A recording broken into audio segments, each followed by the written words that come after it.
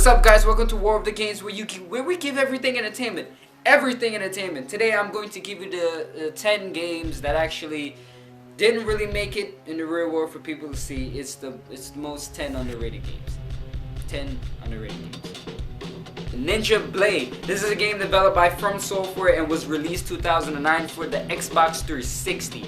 In this game, you basically play as a modern day ninja that has the katana, the twin swords, and the broadsword to kill weird monsters. And this game was basically based for the future, which is 2015, which for us is not really much of the future.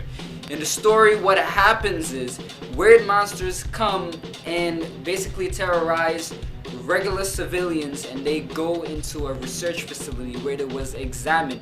Then they found out that they had some weird tapeworm, or some weird thing living in their bodies that no other modern medicine could fix. And basically happened in Tokyo, Tokyo, Japan. It happened in Tokyo, Japan, where the elite ninja team was created to go deal with that problem. Spec Ops The Line. This violent third-person game was actually banned in the United Arab Emirates because of the depiction of Dubai at the time of destruction.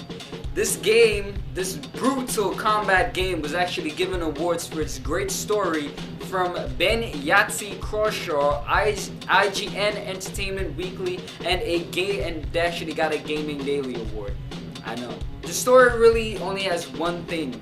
This is the only thing that helps the game, because the poor mechanics that happen with the buttons and whatever the hell. Basically, the story of the game is where the main character goes to Dubai, which is destroyed by a sandstorm.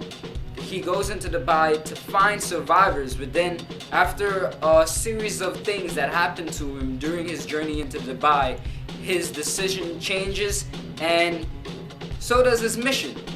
Alpha Protocol. This action-packed third-person shooter game was known for its buggy launch and messed up mechanics. Because of its unpolished look in the graphics and buggy startup, basically they got really bashed by reviewers.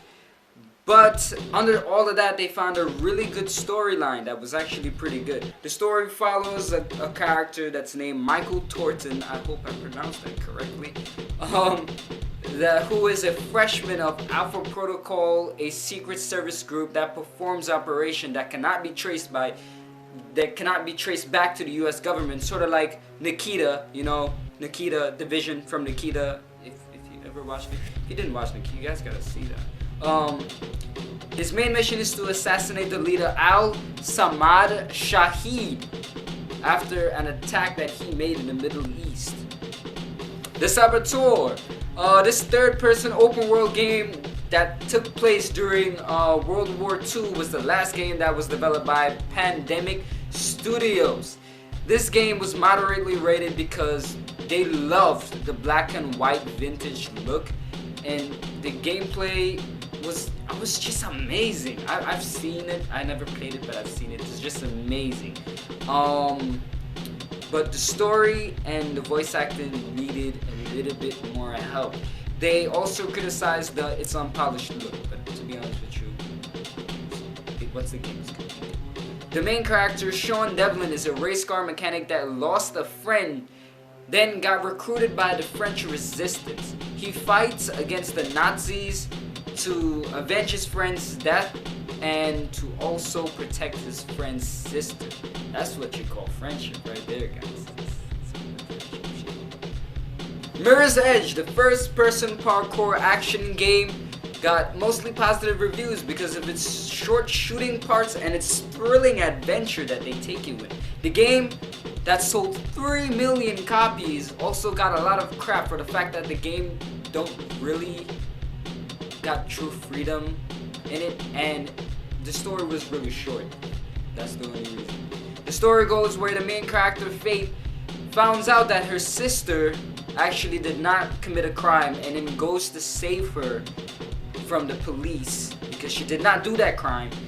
But then on her journey to save her sister, she also got friends that betrayed her. I think we could all relate to that, can we? The Legend of Dragoon. This is a role-playing or RPG for short game that was released the year 2000 that got mixed views by critics.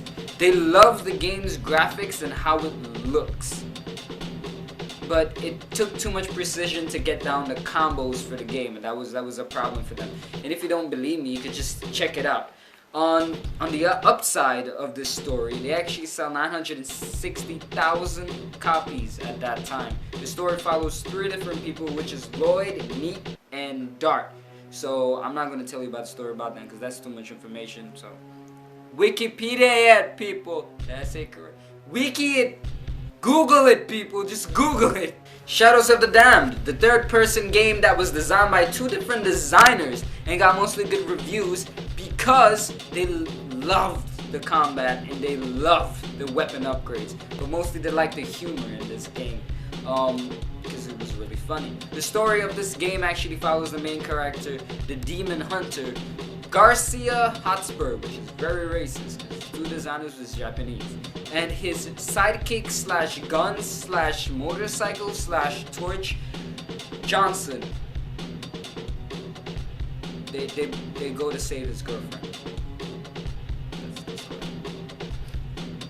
Bloody Roar, a fighting game that was released for PlayStation 1 in 1997 that contained 26 different characters, but they switched characters as they created sequels.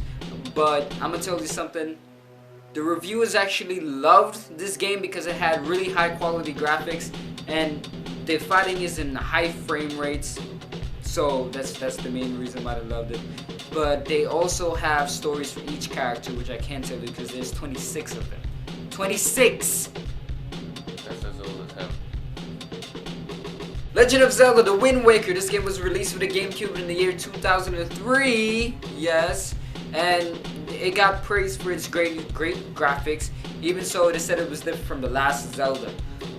They also said the game's boss level was actually too simple, and Link's lifespan was incredible. It was too incredible. It's like winning the game was too easy for these people. They didn't really like the game too much because it wasn't really too much of a challenge.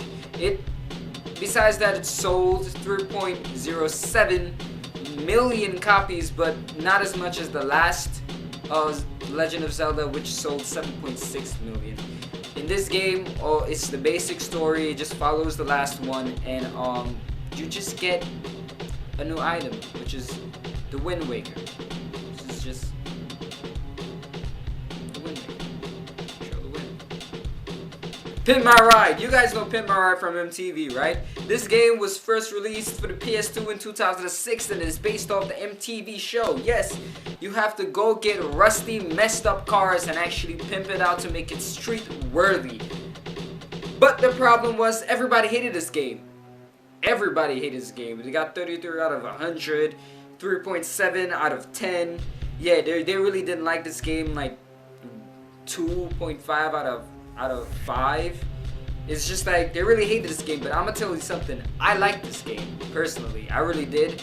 It's only good to play for the first 25 minutes though, because it gets annoying after a while. Can't take the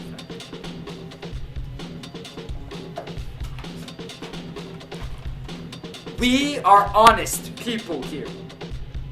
What's up?